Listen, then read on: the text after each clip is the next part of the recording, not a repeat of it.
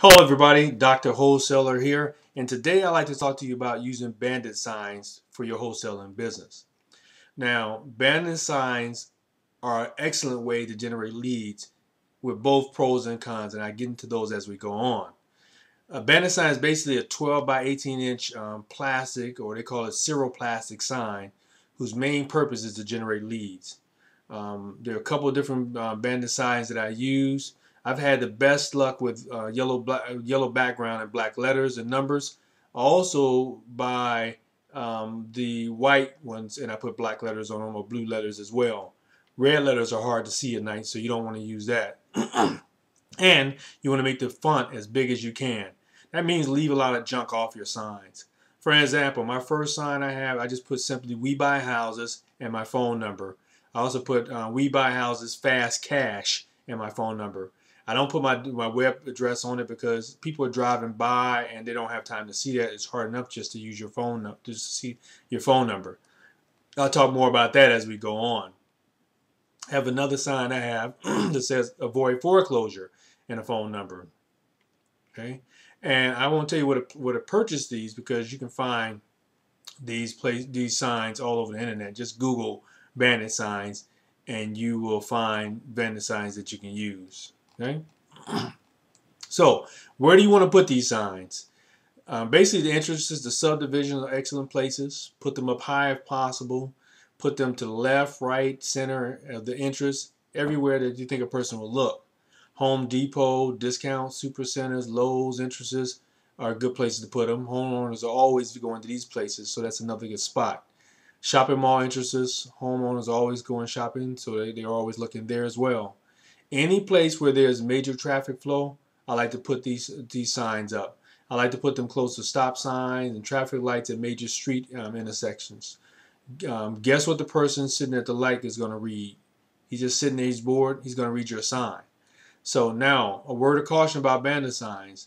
I suggest that you use a bandit phone number, which I'll explain a little bit later in this video, or something like Google Voice, which is what I use, or Freedom Voice. That way it won't be tracked to you, because I hate to say it, but there's ordinance against it, and in most places bandit signs are against ordinance.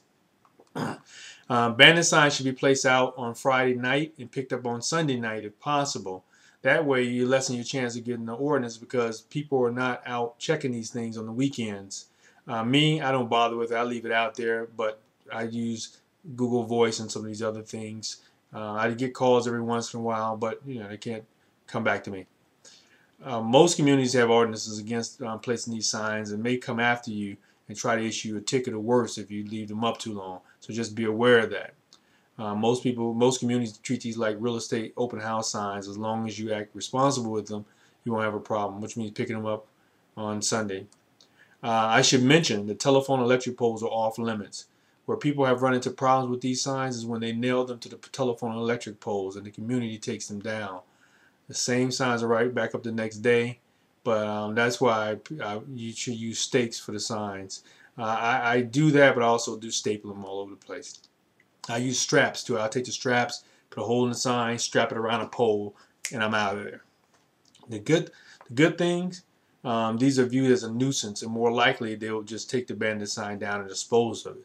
The worst I ever had, as I said, was a call from the city informing me that their ordinance, and they were destroying my sign. So if I wanted to keep them, I had better go pick them up. I picked some of them up. If you want a more permanent sign, we'll talk about that later on. Okay, but again, I find that if you put them out on Friday night and pick them up on Sunday night, you won't run into many problems when it comes to bandit signs. All right.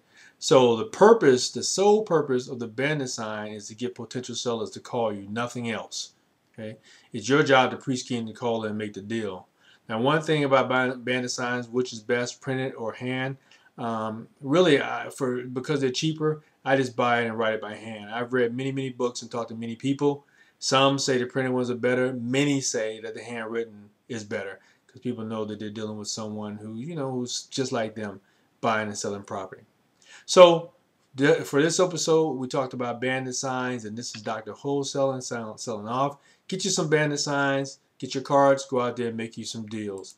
Good luck.